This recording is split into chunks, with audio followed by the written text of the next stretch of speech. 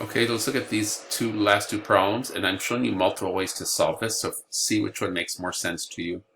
24% of 156, you can convert it to decimals and do 0.24 of means times 156 equals x, the number we're looking for. That's one way. Another way is to just do this in a ratio and proportion sense. 24% is 24 out of 100 of 156. So 156 is the total amount. It's the whole amount. And then you're looking for that piece. X out of 156 is 24%.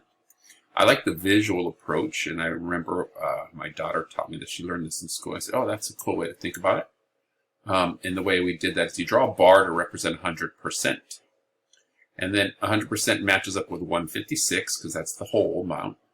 24% matches up to what we're looking for, x, and then you write ratios and proportions. 24 over 100 equals x over 156, and then you solve that problem.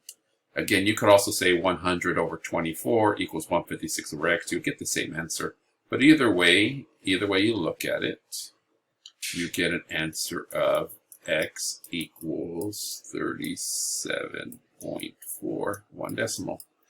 Look at the next one. What percent of 75 is 40? What percent of 75 is 40? I like the visual approach. I have all these other ways. But 100% is the whole thing. We draw a box to represent the whole.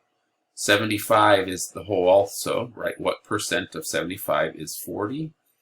And so you're looking for the percent. What percent matches up with 40?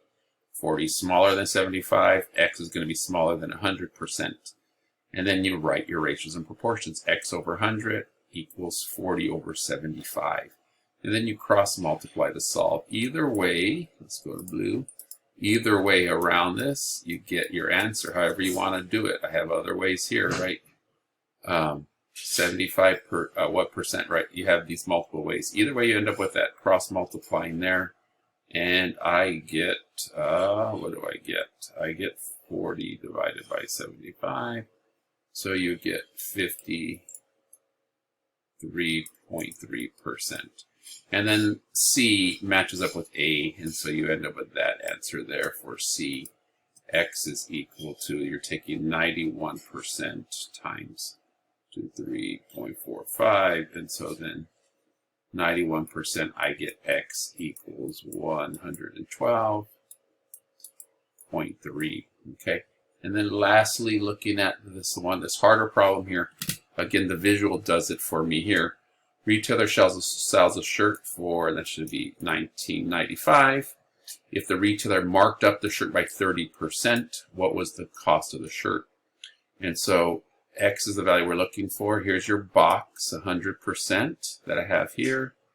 100% matches to the cost I'm looking for. They mark it up to 130% and sold it at $19.95. Once you have the box drawn, you have your ratios and proportions. 100 over 130 equals x over 19.95. Cross multiply, get all your do all your calculations, and you end up with, and I'll let you get that. So you end up with the original cost of the shirt being $19.95 divided by 130, and so it's approximately $15.35. So make sure you got that. Okay.